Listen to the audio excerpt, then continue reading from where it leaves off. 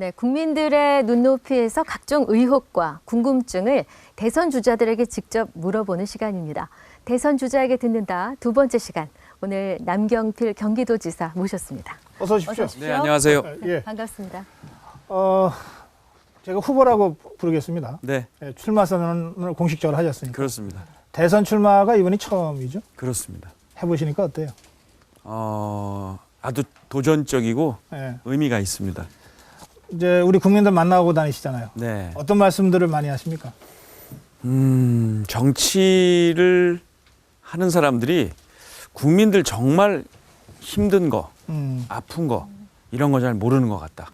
그런 문제 좀 해결해라. 제일 말씀이 많으세요. 사실 정치인들은 입만 열면은 민생 제일주의, 민생 챙기겠다 그러는데 네. 그게 국민들한테는 정 와닿지 않는 것 같아요. 그럼 왜 이렇게 인상 쓰고 있느냐? 그리고 그렇게 어려운 얘기들 하냐? 네, 이런 말씀들도 하세요. 그러시고요.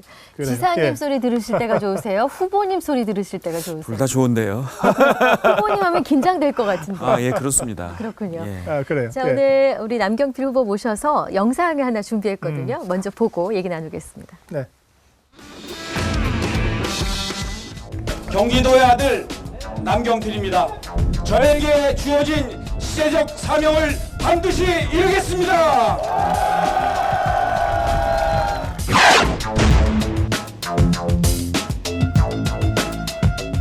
새로운 대한민국의 정치에 이정표를 쓰자 하는 마음, 여야 협치의 모습을 보여드리자 하는 이 하나의 마음으로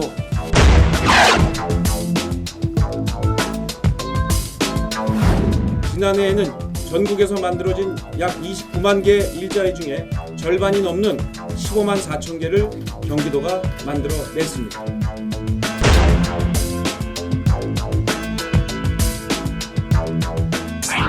젊고 경험도 있고 그다음에 권력을 나누겠다는 의지도 있는 안희정 지사 같은 사람을 놔두고 왜 문재인 후보를 이렇게 지지를 많이 하시는지.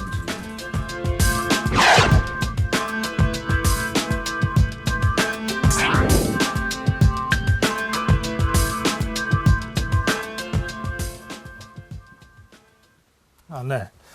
이제 자기 선거 운동하기도 바쁠 텐데 안희정 지사 선거 운동까지 해주시니까 요즘은 다 같이 하는 게 좋은 것 같아요. 다 함께. 혼자 하면 멀리 못 갈 것 같습니다. 사실 말씀이 나와서 그 협치 실험을 가장 먼저 한 정치인 중에 한 분이세요. 네, 경기도 정무부지사. 네. 아예 이름도 바꿨죠? 연정 부지사. 연정부지사. 그 몇 년째입니까? 지금 이제 2년 했고 네. 이제 후반기 2년 또 남아 있어 지금 새로운 연정 부지사가 와 있습니다. 아 그렇구나. 네. 그 제가 아주 기억이 생생해요. 그 메르스 사태 때 뭐 중앙 정부와 지방자치단체 간의 갈등이 막 벌어지고 할 때 이 경기도 모델에 많은 분들이 주목했거든요. 네. 경기도 차원에서는 적어도 메르스 대책과 관련해서 여야가 따로 없다. 네. 그 과정을 우리 남경필 후보가 주도했던 그 기억이 납니다. 네. 실제로 연정을 해보니까 어떤 어려운 점이 있습니까? 어려운 점은 네. 맨 처음에 다들 그 되겠냐 택도 없는 얘기하지 마라. 아하. 이게 제일 힘들었고요. 네. 그래서 처음에 시작할 때 석 달 걸렸어요. 부결됐거든요. 그 선입견을 깨는 게 제일 어려웠다. 부결돼가지고 이제 야당이 안 하겠다 했거든요. 네. 도의회에서 표결을 했는데 50대 30 정도로 부결이 됐고 그러고 나서 3개월 동안 제가 한 분 한 분 다 만났어요. 설득을 하니까 그때 도의회는 구성이 야당이 뭐 압도적으로 예, 많죠. 압도적인? 예. 네. 그래서 설득을 해서 이제 석 달 설득을 했더니 이게 이제 50대 30으로 또 거꾸로 어허. 찬성이 많아져서 이 연정을 시작하게 됐죠. 근데 말이에요. 경기도 사례를 보면서 이게 교과서적으로는 뭐 연정이 어떤 거라는 게 다 설명이 되고 또 그것이 갖고 있는 강점들이 다 있지만 우리 정치 문화 속에서 이게 실제로 뿌리 내리는 데는 정말 쉽지 않겠다. 시간이 굉장히 많이 걸리겠다. 네. 이런 생각을 할 수밖에 없었어요. 근데 이제 하면서 저희가 성과를 냈고 이게 네. 안정적으로 이제 계약서도 아주 치밀하게 써요. 288개 항의 연정 합의문을 두 번째 시작할 때는 했는데요. 네. 해보면 좋습니다. 왜냐하면 아, 계약서가 있구나. 계약서가 있어요. 이만 책이에요. 아하, 어머. 예. 책을 계약을 써서 거기에 아예 우리가 여야가 합의한 내용들이 들어가 있어서요. 예산 짤 때도 그 계약서에 합의된 내용은 여야가 이견이 없습니다. 아마 다음에 다른 도지사가 온다고 해도 여야가 함께 합의한 이 정책들을 파기하기가 어려울 거예요. 그거 국회에서 좀 갖다 쓰면 안 되나요? 그러니까 그걸 하자고 지금 요번에 제가 대선에서 아니 누가 대통령 되는 건 국민들이 뽑으시잖아요. 선택하시는데 그만 좀 싸우라는 거예요. 이 선거 때 서로 대결하고 끝나고 나서는 여야가 힘을 합하는데 계약서를 쓰고 가면 제일 필요한 게 뭐냐면요. 통일, 안보 그렇죠. 이런 거는 30년 가야 됩니다. 아하, 예. 30년짜리 통일 정책, 안보 정책을 만드는 합의서, 연정을 통해서 가능하죠. 네. 예. 그나저나 아니 저기 대통령 되시면 안희정 지사 국무총리 시키신다는데 진짜 그러실 거예요? 아 그거는 네. 제가 이제 대학생들이 네. 가까우세요 이러 물어보면서 얘기해서 제가 재미로 한 얘기고요. 아. 예. 이 연정이란 건 개인 대 개인이 아닙니다. 아. 당 대 당이기 때문에 저도 연정부지사를 제가 선택한 게 아니고 네. 더불어민주당에서 경선을 했어요. 네. 경선을 해서 연정부지사 후보를 결정을 해줘서 제가 그걸 이제 받아들인 거기 때문에 아마 이제 당 대 당 논의가 필요할 겁니다. 그렇군요. 어쨌든 뵙기가 참 좋습니다. 사진도 그렇고요. 네. 그래요. 경기도 경우에는 그러니까는 야권의 대표성을 가진 정치인이 네, 이제 그 부지사로 와서 연정이 됐다 이런 설명이시죠. 그렇습니다. 네. 그 지금도 대선과 관련해서 연정론을 주장하고 계시잖아요. 그렇습니다. 그 연정론의 내용은 어떤 겁니까? 똑같습니다. 경기도하고 똑같아요. 뭐냐면 제가 이제 대통령이죠. 경기도로 치면 직선제로 뽑힌 대통령. 근데 늘 이게 의회하고 충돌이 일어나요. 아무것도 안 돼요. 그러니까 아예 의회에게 의석수에 따른 장관직을 배분하는 거죠. 연정 파트너끼리 의석수에 따른 장관직을 배분해서 그게 개헌 없이도 됩니까? 개헌 없어도 됩니다. 지금도 대통령이 대통령 총리. 인사권을 그렇게 행사하면 된다. 그렇죠. 총리를 나는 야당에게 추천권을 주겠다 해서 야당이 추천하면 받아들이고 그리고 총리와 함께 연정 파트너들이 당에서 이런 장관은 어느 당에서 이렇게 해서 뽑아가면 예. 정말 좋은 게 뭐냐면요. 지금 경기도에서 그걸 하고 있어요. 지금 이 장관을 저희가 연정부지사뿐 아니라 여야 2명씩의 장관을 파견받았습니다. 그래서 그런데요, 같이 하니까 너무 정책이 잘 돼요. 그런데요. 막상 대통령 되면 네. 생각이 바뀌지 않을까요? 또 장관 줘야 될 사람들도 굉장히 많을 텐데 예? 그걸 절반 이상을 지금 여서야 되니까 만약에 그런 식으로 한다면은 내각의 절반 이상을 어쨌든 다른 당한테 줘야 된다는 거 아닙니까? 줘야죠. 그게 당내에서 우리가 지금 무슨 고생하고 여기까지 왔는데 이런 반발이 간단하지 않을 것 같은데요. 근데요. 네. 그거를 넘어서야 합니다. 그걸 넘어서요. 그걸 넘어서야지 음. 그 독일의 아데나워 수상께서 이런 얘기를 했어요. 그때 독일이 늘 연정을 하는데 역사상 딱 한 번만 엄청난 승리를 거둬서 아하. 연정이 필요 없었어요. 아, 과반이 돼가지고. 네, 과반을 과반 넘어서. 넘은 게 거의 불가능한데 그래요, 한 번 맞아요. 했어요. 네. 근데 그때 지지한 사람들이 똑같이 얘기를 했죠. 야, 우리가 다 먹었다. 다 먹었다. 근데 아데나워 수상이 이럽니다. 연정해야 되겠다. 어. 반발을 하죠. 그때 아데나워 수상이 뭐라고 하시냐면 같은 정부 내에 반대의 목소리가 없는 것처럼 위험한 건 없다. 라고 해서 연정을 하는데 해보면 아. 실제로 저하고 당이 다른 부지사, 연정 장관들이 앉아 있잖아요. 네. 스스로 조심하게 됩니다. 그렇구나. 투명하게 네. 해야 됩니다. 아하. 이런 데서는 최순실이 있을 수가 없어요. 자체적으로 견제가 되고 감시가 되고. 그럼요. 인사하고 예산을 같이 얘기하는데 거기서 무슨 뭐 정실 인사 이런 게 없죠. 근데 말이에요.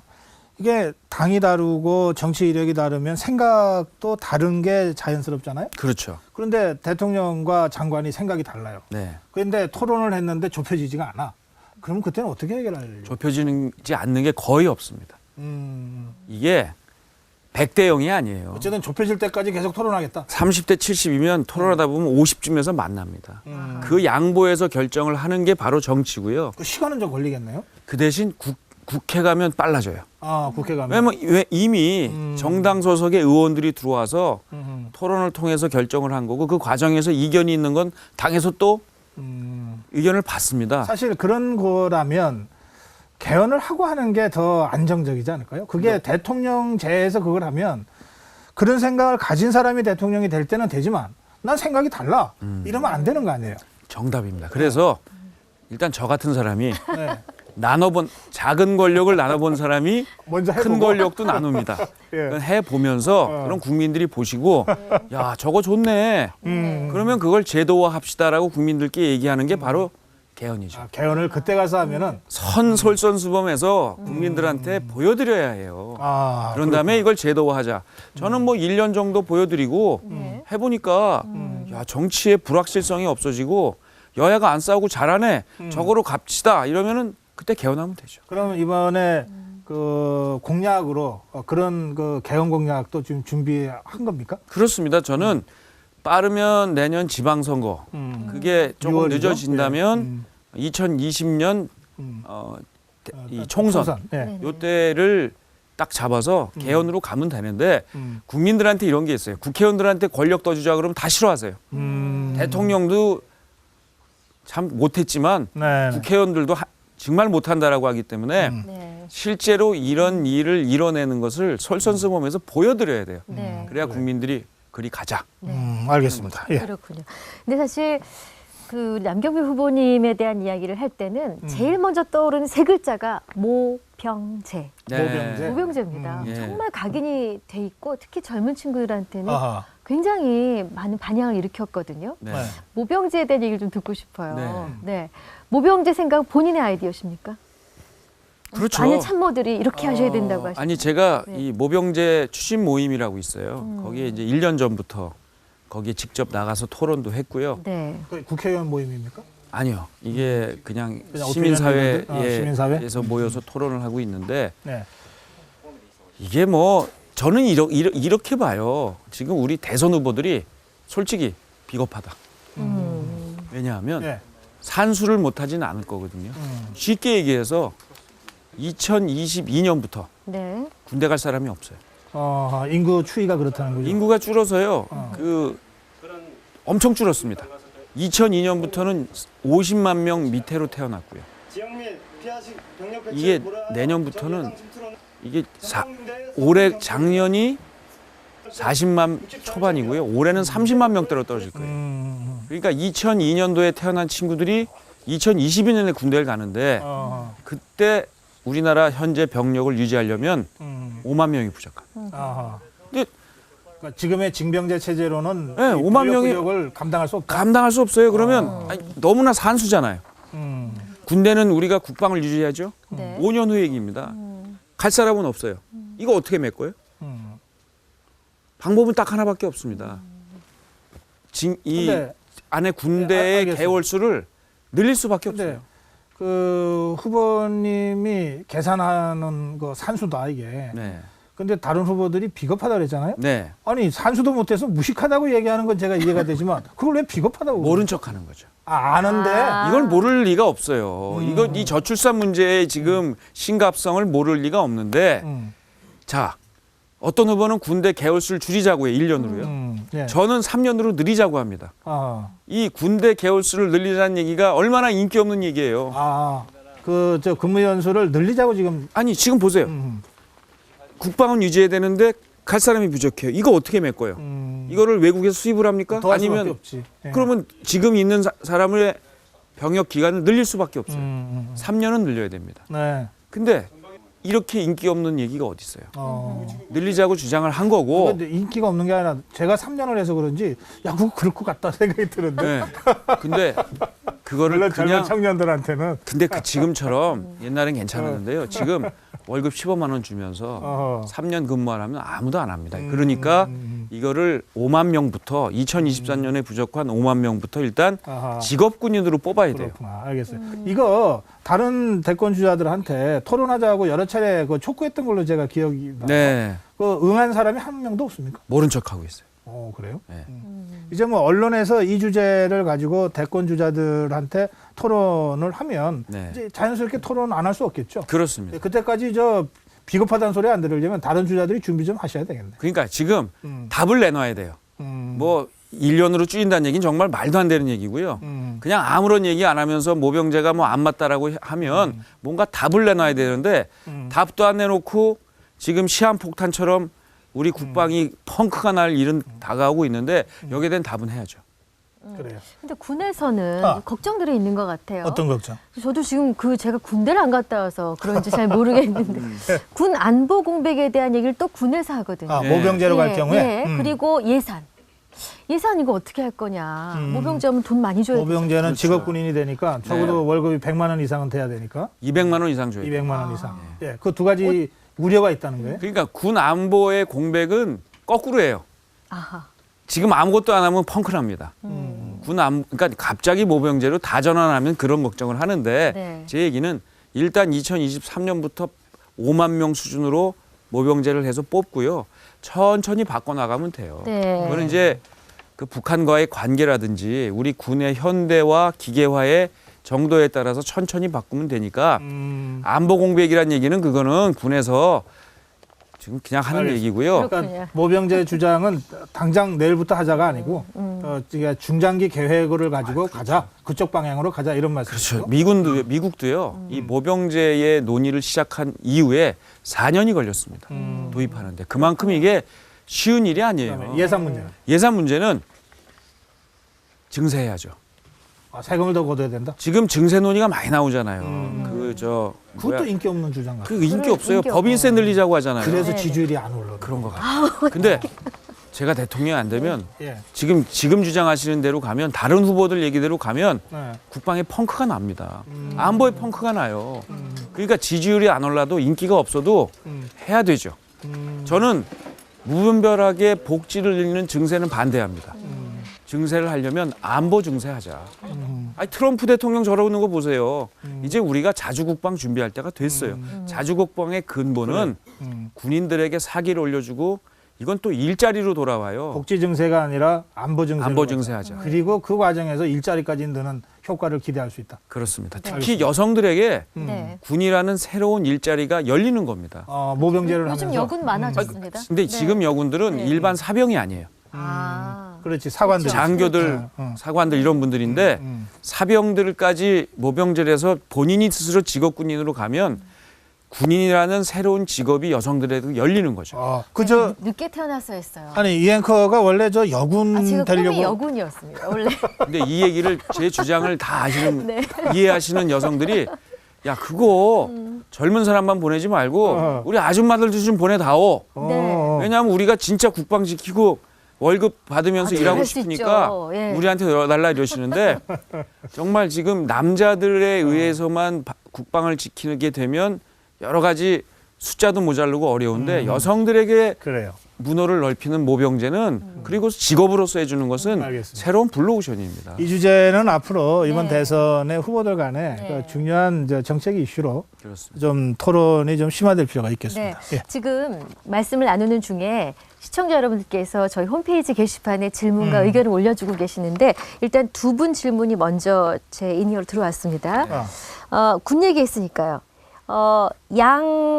저 성함은 다 밝히지 않습니다. 개인정보 보호를 위해서 네. 양 땡땡님이세요. 후보님, 해외에서 우리 국민이 피랍되면 어떻게 하실 겁니까? 그러면은 군을 파견할 거냐? 뭐 이런 취지의 질문. 뭐 경우에 따라 다르겠죠. 이 피랍 상태가 어떤지 그 나라가 어떤지 그 나라의 그 경찰력 이런 것과 협력해서 가능한지 아니면 우리 스스로 해야지 그래서 다를 텐데 분명한 건 우리 국민들의 안전은 우리 정부의 책임하에서 살펴야죠. 케이스 바이 케이스지만 원칙은 그렇습니다. 우리 국민의 안전이 최우선적이다. 근데 그냥 막 들어갈 수는 없어요. 남의 나라에. 그렇죠. 그러니까 네. 예. 자, 두 번째 질문 조금 동떨어진 주제이긴 한데요. 경기도지사 후보 시절에 끝까지 박근혜 대통령을 지키겠다라고 하셨는데 지금은 어떻습니까? 이 땡땡. 그게 이제 경선 때 한 얘기인데 네. 또 이제 끝까지라는 단어가 또 붙었네요. 그건 아니고 박근혜 네. 대통령을 지키겠습니다 이랬던 건데 네. 언제 경선 때예요? 경기도지사. 도지사 도지사 경선 경선 때 때. 이제 정병국 후보하고 저하고 이제 할 때 그래요. 예. 당내 경선 연설 때 했던 얘기인데 네. 지금은 못 지켜드리겠네요. 예, 대통령 생각이 바뀐 겁니까? 그렇죠. 대통령께서 딴 건 몰라도 헌법을 지키지 못한 대통령은, 헌법을 어긴 대통령은 저는 물러나는 게 맞다고 봅니다. 근데 지금 그것은 헌재 판결을 기다려야 되는 거 아닌가요? 그러니까 그렇습니다. 그렇게 단정 짓기는 아직은 이르지 않나요? 아니요. 저도 저의 개인 판단이 있거든요. 예. 그동안 대통령께서 하신 일, 그리고 그 과정에서 그 측근 공직자들이 했던 일, 이런 일들을 종합해 보면 헌법을 저는 어겼다고 생각합니다. 자, 구체적으로 하나만 말씀해 주실 수 있나요? 대통령이 헌법을 어겼다라고 느끼는, 그렇게 생각되는 어떤 일, 상황. 대통령에게 국민들이 권력을 맡겼어요. 그것은 공적인 영역이죠. 헌법에 의해서 국민들이 대통령께 이 권한을 맡겼는데 그게 엉뚱하게 최순실이라는 사람한테 넘어갔습니다. 그래서 완전히 사적으로 쓰였어요. 그 사적으로 쓰인 예는 너무나 많습니다. 뭐 인사권부터 그리고 뭐 연설 하나하나까지 이렇게 했는데 특히 인사권을 대통령 본인이 아니라 딴 데로 넘긴 건 이건 헌법에서 헌법을 어긴 거죠. 예. 지금 뭐 말씀 듣다 보니까 시간이 거의 다 됐다고 어머나, 그러네요. 그러는데 그래도 제가 이 질문은 꼭 드려야 되겠어요. 네. 지지율이 별로 기대만큼 높진 않죠. 네. 뭐 이렇게 주자들 여론조사하면 꼴찌 같아요. 맞습니다. 예. 이거를 추격할 또는 뭐 역전시킬 무슨 비책 같은 게 있습니까? 지금은 국민들이 화가 많이 나 계셔서 정권 교체하자. 이게 최우선이에요. 근데 아마 탄핵이 인용이 되고 나면 네. 이제 박근혜 대통령의 이런 패권 이게 이제 물러나거든요. 그러면 이제 지금 1등을 하고 있는 문재인 후보도 패권이다. 이렇게 국민들이 판단하시면 야 그럼 이제 과거식 정치 말고 이 패권 정치가 과거 정치거든요. 새 정치로 가자. 새 정치가 뭐냐? 바로 권력 나누고 투명하게 하는 거다. 그게 연정이다. 이런 국면이 올 거라고 봅니다. 헌재 판결이 끝나면 그렇습니다. 그러면 국면이 바뀔 거다. 네. 지금 그 바른정당 지지율 관련한 질문도 있죠? 네, 예. 바른정당 지지율이 답보 상태인데 어떻게 생각하시냐고 땡땡님. 그래요. 예. 이 바른정당 사람들이 다 그런 점에서 고민이 같을 것 같아요. 네. 이게 바른정당이 지금 일단 분명한 자기 정체성부터 확립을 해야 돼요. 네. 야당이냐, 여당이냐, 이것부터 지금 답을 못 하고 어느 쪽입니까? 야당을 해야죠. 야당이다. 야당을 하면서 그리고 야당을 하는 이유를 분명히 하고 그리고 지금 지난번 총선 때요. 우리한테 블루오션이 있어요. 총선 때 제일 그때 득표를 게 새누리당, 그다음에 민주당, 그다음에 국민의당인데 더 많이 득표한 게 있습니다. 기권표예요. 기권표가 1,700만 표입니다. 네. 이분들은 정치인들 좀 잘해라. 정당들도 싫다. 이런 분들에게 마음을 잡을 수 있는 정책과 방향을 내놓고 알겠어요. 그러면 이제 우리가 블루오션이 생기는 거죠. 바른정당은 야당으로 가야 된다. 야당의 길을 가야 된다고 생각하시니까 그렇습니다. 그렇게 주장하시니까 유승민 후보가 얘기하는 보수 후보 단일화에 대해서는 반대할 수밖에 없다. 그러니까 보수 후보 단일화가 아니에요. 실제로 보면 새누리당과의 단일화거든요. 새누리당 특히 그 안에서도 일부 친박 핵심 세력들은 국정농단을 한 그런 분들입니다. 책임 있는 사람들. 그런 분들 싫어서 우리가 나왔어요. 근데 바른정당에도 책임 있는 사람들이 많은데. 그렇지만 반성하고 잘못했습니다 하고 무릎 꿇고 나왔습니다. 그리고 거기를 해체하라고 하고 있어요. 근데 그 해체하라고 하는 상대방을 대상과 다시 손을 손을 잡는다는 잡는다? 것은 이건 안 된다 안 이거죠. 된다죠. 네. 그러면 지금 바른정당에 유승민, 남경필, 유승민 두 후보가 있는데 네, 이런 문제가 굉장히 중요한 정치적인 그 차이점 아닙니까? 그렇습니다. 어떻게 해소하실 겁니까? 해소할 필요가 없나? 아니요. 아. 토론을 해야죠. 토론해야 돼. 이거는요 그냥 무슨 선거 공약 이런 게 아니라 우리 당이 태어난 정체성이에요. 아, 그래요. 토론해서 해결해야 된다. 저희가 그 토론 기회를 드릴 테니까 유승민 후보하고 둘이 나와서 토론 한번 제대로 해보실래요? 얼마든지 좋습니다. 근데 알겠습니다. 지금 오늘 예. 우리 후보님 관심 많이 끌고 계신 것 같습니다. 시청자 게시판에 계속해서 질문들이 많이 올라오고 있는데 다 소화해드리지 못해서 죄송합니다. 예. 네. 그러면 다음에 다른 주제로 또 한번 모실 테니까 네. 뭐 유승민 후보하고 한번 이 후보 단일화와 관련된 토론 끝장 토론이라도 한번 저희들이 아, 준비해 볼 테니까 좋습니다. 한번 그렇게 하시고요. 네, 끝으로. 대선 후보니까. 네. 음. 오늘 시청자 여러분께 하시고 싶은 말씀 한 말씀 해주시죠. 정치가 바뀌어야 됩니다. 이제 선거 때도 싸우고 선거 끝나고 또 싸우고 아무것도 안 하면서 대통령은 늘 막판에 가면 실패합니다. 이런 정치 바꾸는 게 새 정치고요.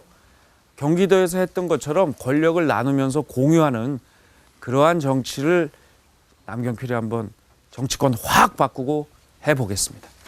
예, 오늘 말씀 잘 들었습니다. 감사합니다. 감사합니다. 분투하시고요. 예.